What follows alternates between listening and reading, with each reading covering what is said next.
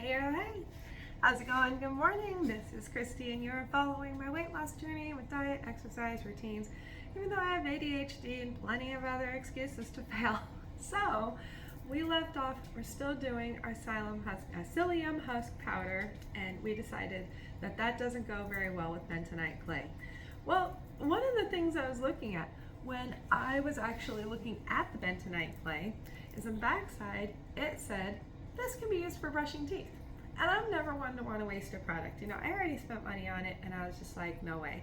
So I look at this thing and it's actually good for a lot of things. It's good for skincare, but it's also, it says it's also very, very good for brushing your teeth with. You have to be kind of careful with it because it is a clay, so you don't want to spit it into the sink where it can build up in the pipes. But I tried it this morning and it actually really cleaned my mouth. Everything feels like great and fresh.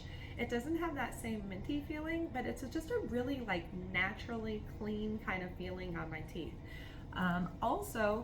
It does have some light mineral effects in there, so I'm actually still absorbing minerals through my mouth when I brush my teeth. So just a quick little trick, and this is the one that I got online.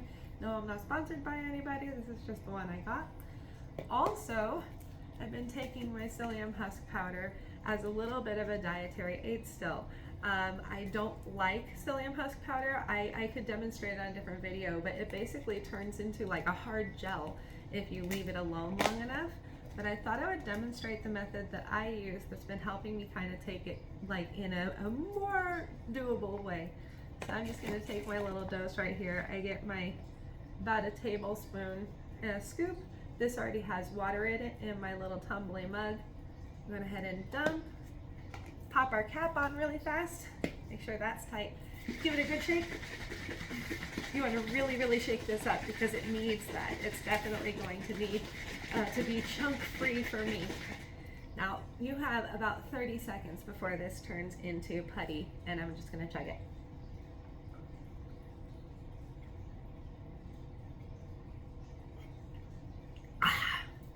Boom. Now, I've been doing this for a little over a week. That took care of it so well. That was just like drinking water.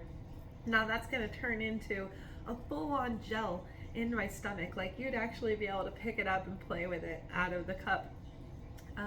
That's going to help me feel just a little bit more full. You know, also the thing is, it's got non-soluble and soluble fiber. So it also helps repair the gut and clean it out on the way out, which is even more important than just feeling full, because obviously lots of things could make us feel full.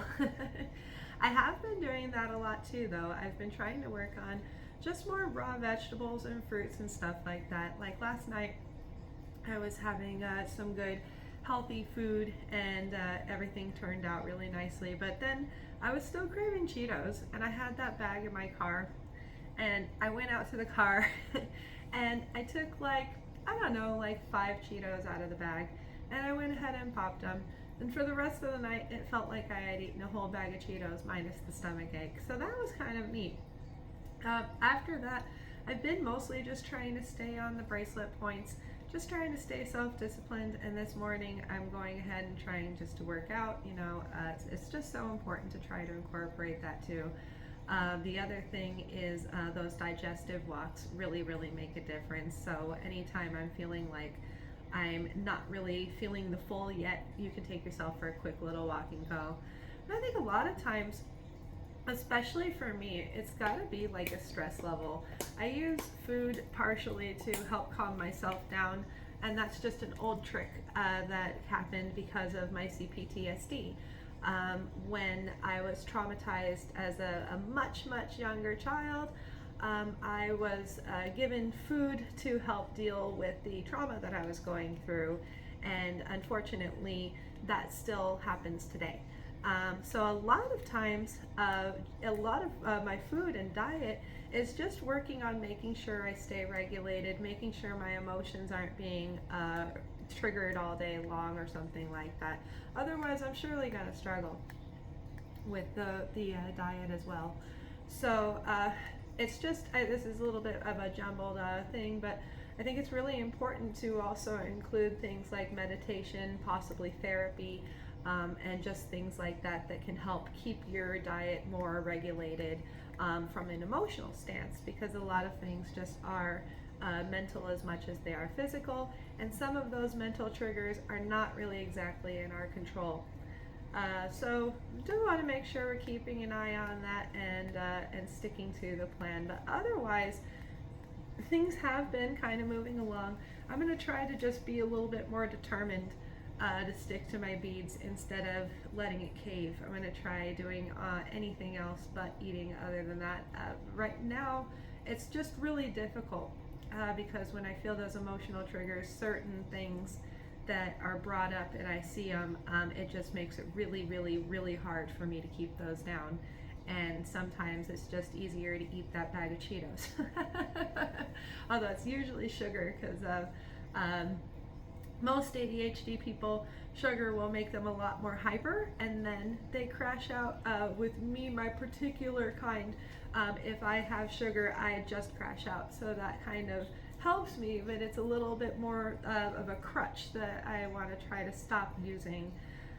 So I'm definitely getting back into what we used to do before, and I just haven't been doing it lately, which is the parasympathetic breathing, the box breathing. And I'm just going to kind of demonstrate that really fast before we go, because it's just kind of a mixed video. And well, basically we do it by counts. We breathe in 4 counts, then we hold for 2 counts at the top, then we breathe out for 6 counts, and we hold for 2 counts at the bottom. I always like to incorporate some kind of mantra.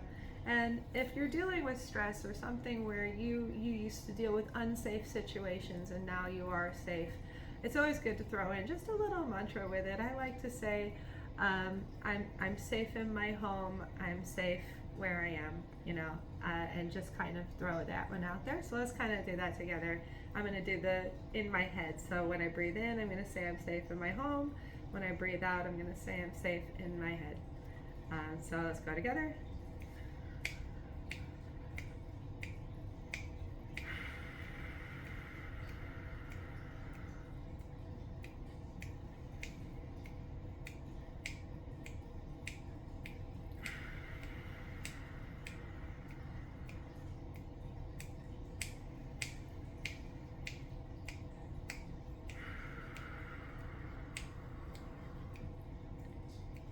And sometimes it's just that easy.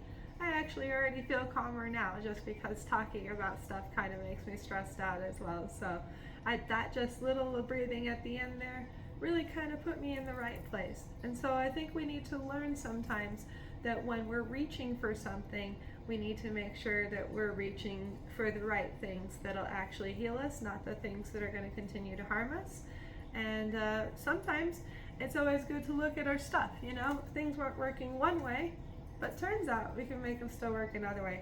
I'm going to keep playing with this because I believe it's also good for skincare, which is so neat. But remember to go ahead and swish and spit into a potted plant or outside or something so you don't clog up your drains. We're not trying to cause more problems where they didn't exist. Not much else to report since we're basically staying off scale this week and next week, just to kind of let things go. Outside of the fact that this psyllium husk really has been working after this whole week, it's like I am super regular. So now I'm just waiting for all those results to kind of catch up on themselves. That's about it, and I hope you're having a great day and I hope you're treating yourself very, very, very, very well. Cheers.